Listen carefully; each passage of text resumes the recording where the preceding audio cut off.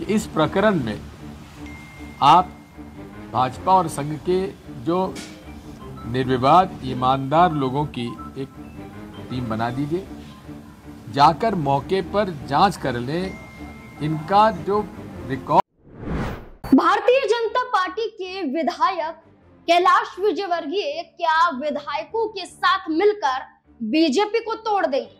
क्या कैलाश विजयवर्गीय को प्रदेश अध्यक्ष पद की कमान नहीं मिलेगी?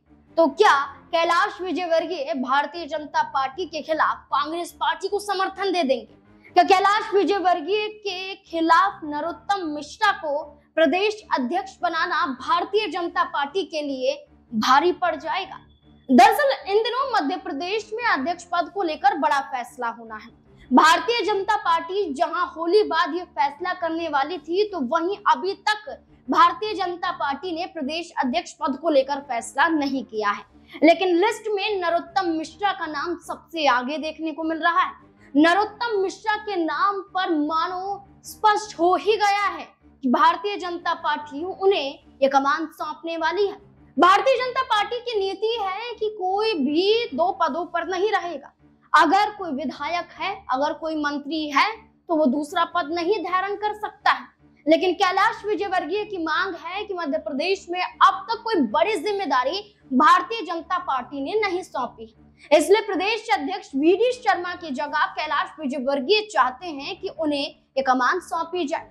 लेकिन शिवराज सिंह चौहान और ज्योतिरादित्य सिंधिया के करीबी होने के नाते नरोत्तम मिश्रा को ये जिम्मेदारी सौंपने के लिए भारतीय जनता पार्टी आतुर नजर आ रही है। इसका सबसे बड़ा कारण है कि नरोत्तम मिश्रा गृह विभाग को संभाल चुके हैं। नरोत्तम मिश्रा दतिया से विधायक रह चुके हैं। लेकिन अब बात करें तो ना तो नरोत्तम मिश्रा के पास कोई मंत्रालय है और ना ही नरोत्तम मिश्रा विधायक हैं। तो ऐसे में नरोत्तम मिश्रा एक बड़ा सही चेहरा माने जा रहे हैं प्रदेश अध्यक्ष के लिए। लेकिन इन दिनों नरोत्तम मिश्रा के खिलाफ एक बड़ी साजिश बेनकाब होती हुई नजर आई है। नरोत्तम मिश्रा की मुश्किलें बढ़ती हुई दिखाई दे रही हैं। नरोत्तम मिश्रा पर एक बड़ी गाज गिर सकती है। तो ऐसे में माना जा रहा है कि कैलाश विजयवर्गीय की बगावत और क्या भारतीय जनता पार्टी का ये फैसला क्या बीजेपी में खलबली उत्पन्न कर देगा? जहां एक तरफ कैलाश विजयवर्गीय अपने समर्थक विधायकों संग बड़ी बैठक करते हुए नजर आते हैं, जहां बीजेपी की कैबिनेट बैठक में कैलाश विजयवर्गीय शामिल नहीं होते हैं, जहां केंद्रीय गृह मंत्री अमित शाह से मुलाकात कर घंटों बातचीत होती है, तो वहीं नरोत्तम मिश्रा पर आरोप है कि वो कानून को अपने हाथ में लेकर बैठे हुए हैं। बड़ा आरोप लगाया जाता है नरोत्तम मिश्रा पर। ये आरोप विपक्ष नहीं, ये आरोप नाराज विधायक नहीं, बल्कि ये आरोप वो लगा रहे हैं जिसका समर्थन भारतीय जनता पार्टी को है। जहां ये कहा जाता है कि हर फैसले भारतीय जनता पार्टी उनके कहने पर ही लेती है। दरअसल जिसकी चर्चा की जा रही है, ये चर्चा है आरएसएस की। आरएसएस हर भारतीय जनता पार्टी के फैसले में महत्वपूर्ण भूमिका निभाता है। लेकिन इन दिनों आरएसएस द्वारा ही भारतीय जनता पार्टी के नेताओं पर गंभीर आरोप लगाए जा रहे हैं। भारतीय जनता पार्टी के वरिष्ठ कई ऐसे विधायक हैं, कई ऐसे नेता हैं जो भारतीय जनता पार्टी में रहते हुए नाराज हैं। लेकिन आरएसएस द्वारा लगाए गए ये आरोप भारतीय जनता पार्टी की नींव को मध्य प्रदेश में हिलाने के लिए काफी हैं।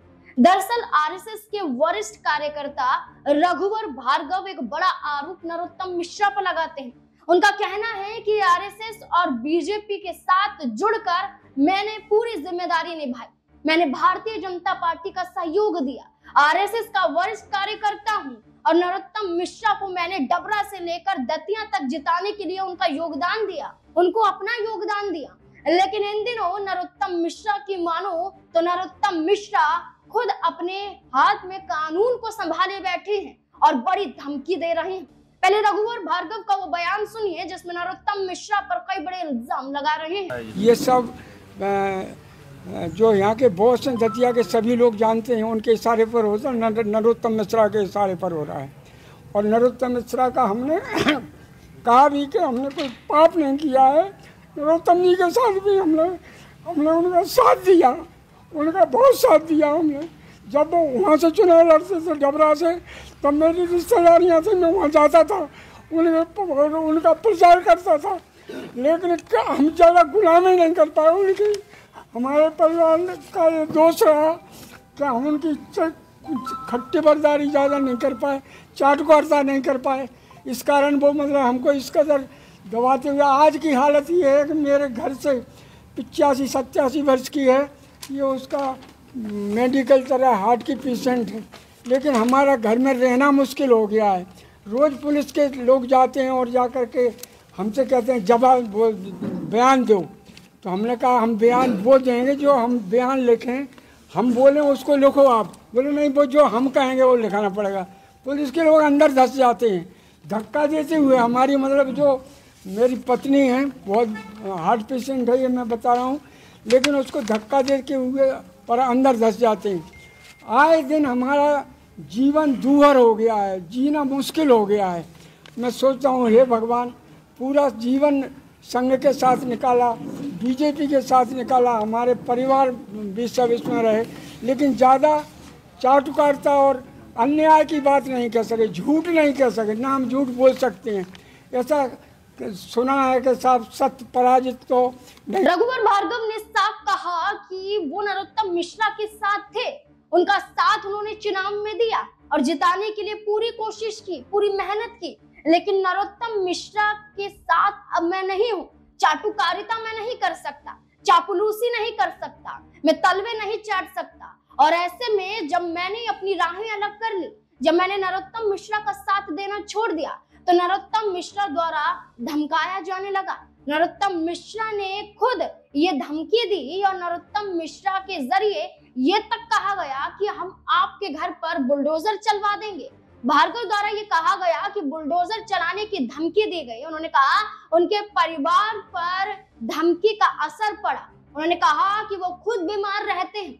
रोते बिलखते हुए रघुवर भार्गव नजर आए और साफ तौर पर उन्होंने कह दिया कि भारतीय जनता पार्टी के ये नेता नरोत्तम मिश्रा खुद अब अपने हिसाब से कानून को चला रहे हैं और बड़े इंसाफ की मांग अब भार्गव द्वारा की जा रही है। और इंसाफ की मांग के साथ ये दावा किया जा रहा है कि नरोत्तम मिश्रा के खिलाफ जांच हो और इस पूरे जांच में नरोत्तम मिश्रा पर भी कार्यवाही हो। और इसी को लेकर समर्थन करते हुए कांग्रेस पार्टी नजर आई और नरोत्तम मिश्रा के खिलाफ रघुवर भार्गव के इस बयान को लेकर कांग्रेस पार्टी ने खुलकर जांच की बात की। कांग्रेस पार्टी के वरिष्ठ नेता, राज्यसभा सांसद इस पूरे मामले में दिग्विजय सिंह ने सूबे के मुख्यमंत्री मोहन सिंह यादव से निवेदन किया और खुद प्रदेश अध्यक्ष वी.डी. शर्मा को नसीहत देते हुए नजर आए कि अब रघुवर भार्गव के मामले में एक बड़ी जांच की जाए और जांच के बाद नरोत्तम मिश्रा पर एक्शन लिया जाए।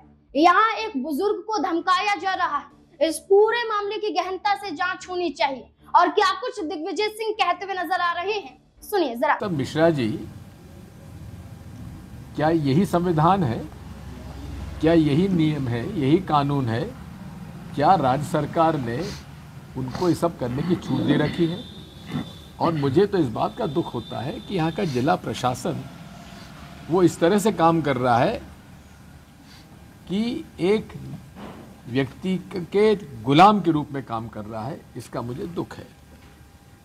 इस प्रकरण में, रघुवर दयाल जी भार्गव के प्रकरण में, मैं तो माननीय मुख्यमंत्री जी श्री मोहन यादव जी तथा डॉक्टर वी.डी. शर्मा जो भाजपा के अध्यक्ष हैं और आरएसएस के जो प्रांतीय हमारे प्रभारी हैं, आप तीनों लोगों से मेरी प्रार्थना है कि इस प्रकरण में आप भाजपा और संघ के जो निर्विवाद ईमानदार लोगों की एक टीम बना दीजिए, जाकर मौके पर जांच कर लें इनका जो रिकॉर्ड। दिग्विजय सिंह ने कहा कि एक पत्र भी लिखा जाएगा और मैं अनुरोध करता हूं कि इस पूरे मामले की जांच हो और इंसाफ रघुवर भार्गव को दिलाया जाए। अब रघुवर भार्गव रोते बिलखते हुए नजर आए और रोते बिलखते हुए इस चेहरे के साथ दिग्विजय सिंह का साथ भी नजर आया। क्या मध्य प्रदेश में एक बड़ी बगावत होने वाली है? क्या नरोत्तम मिश्रा बीजेपी की जो पहली पसंद बन रहे थे, क्या अब यही पहली पसंद के आधार पर भारतीय जनता पार्टी टूट जाएगी? क्या कैलाश विजयवर्गीय विधायकों संघ कांग्रेस पार्टी का साथ देने के लिए मजबूर हो जाएंगे? आपको क्या लगता है? अपनी राय कमेंट सेक्शन में जरूर दें। देखते रहें SPN9 न्यूज। धन्यवाद।